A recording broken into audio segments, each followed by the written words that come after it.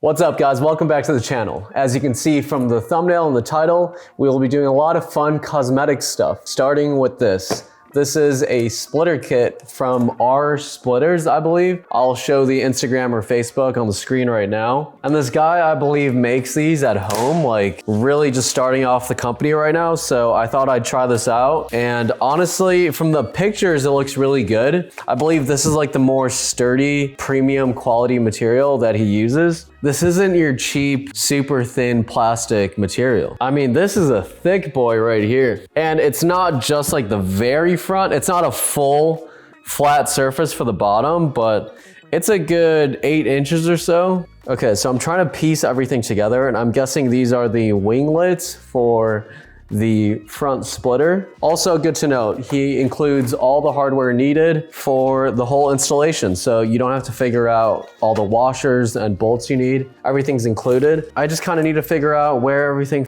goes. So this is one of the side splitters. I don't know if this is the front or the back. So I thought they'd be the same, but they're not actually. They're mirrored and all the mounting points are actually different. So there definitely is a left and right. And then I believe these are the little splitters that go at the back on the rear bumper, just so everything flows properly. Not sure if I'm gonna put these on, and not sure if I'm gonna put any of the winglets on, but I'll test it out, see what I like, and then I'll let you guys know what I settle with. I was stoked to have a splitter option besides the Jays Racing lip, which isn't even available anywhere. So the first thing I want to test out, and honestly the main thing that I want to use, is the front splitter. Also recommend putting something down on the ground so nothing gets damaged. So let's think, we have to prop up the splitter on both sides or somewhere in the middle. So unfortunately our splitters accidentally forgot to give me the instructions to install it, but we'll figure this out. I'm going to prop up the sides so the splitter stays exactly where I need it to be while we kind of mess around with the hardware and bolt it up. So I'm DMing the company right now with how to install this. And so basically all these small washers, which are these guys right here, these all go in the bottom with the screw head in the bottom as well. And then they're gonna go up through the splitters. And then the big washer is gonna go on the top, and then you're gonna put the nut as well. So one of the tips that he gave me was using a piece of tape, using the washer and the nut. Let's see if I can do this. So here's a piece of tape and here's the nut, and we're gonna place it right in the middle, something like that. And then we're gonna put the washer right on top so that the hole is exposed. And then you're gonna like fold this over, I believe, like this. And then the other way. So I believe if we do that, you're able to slip this in between the lip and the splitter, like a tight spot where you can't see it, and then you're able to put the screw in. So hopefully I can show you guys. I'm gonna do this however many times to get a bunch of them ready, and then we're gonna start installing it. So I did that a handful of times. So we have the washers and nuts ready to go on top of the splitter. And then I also have all these bolts with small washers in the bottom. And then they're gonna aim up through the splitter. And then the longer ones, these are for the front splitter in the center.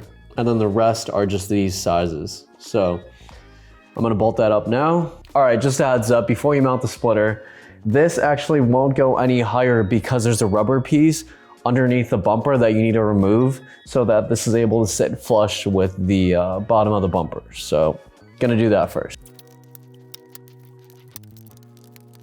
So this is the rubber piece that we need to remove because as you can see, it protrudes down.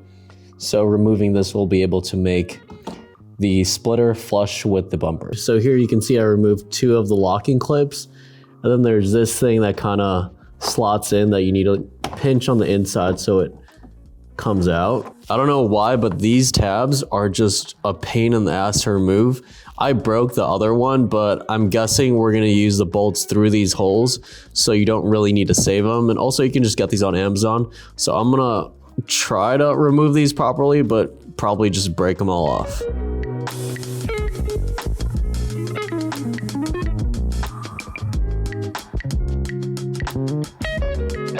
There's a bunch of these mounting holes. drill through and bolt it down with the provided hardware.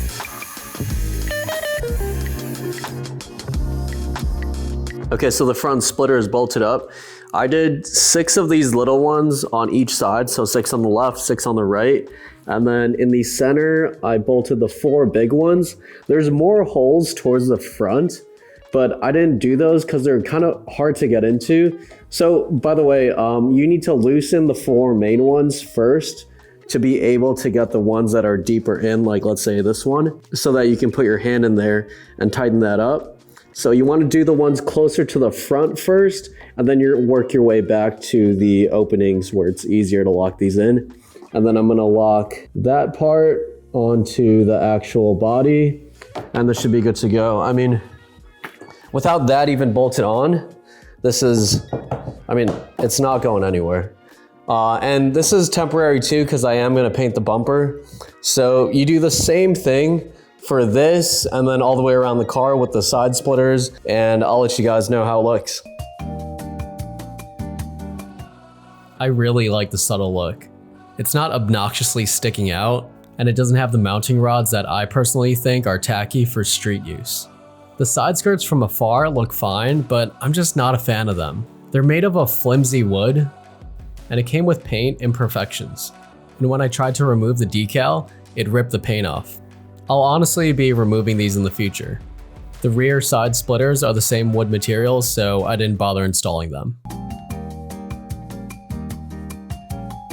Now onto the new wheels. I got these amazing RE30s that are actually fake. First off, authentic RE30s are discontinued, so secondhand is the only way to get them. Also, they're $2,400 for a new set if you can find them. I bought these for $500 shipped on eBay. So the specs. They are 15x7 plus 35 wrapped in 195/55 Yokohama Advan V701s. I just didn't want to unnecessarily wear out the 200 treadwear Falcons with daily driving and frequent road trips. The car is honestly more fun to drive with this setup on the street compared to the 215s. It's easier to turn or park, and the turn-in is much more enjoyable.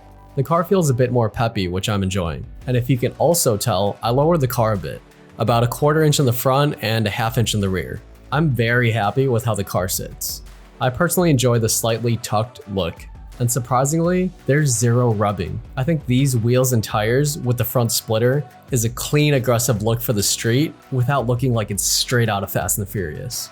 All right, we're closing it out in the trunk because it's super windy outside and you guys wouldn't be able to hear me if I shot it outside. Side note, all of Austin was frozen for 2 days. I'll show you guys some photos of the Z3. Like, everything was just frozen over. So I couldn't film much. I mean, I couldn't drive, I couldn't shoot stuff outside, but it's 70 degrees out now and I'm back to shooting a bunch of content, and hopefully you guys stay tuned for the next video. I'll see you guys next time.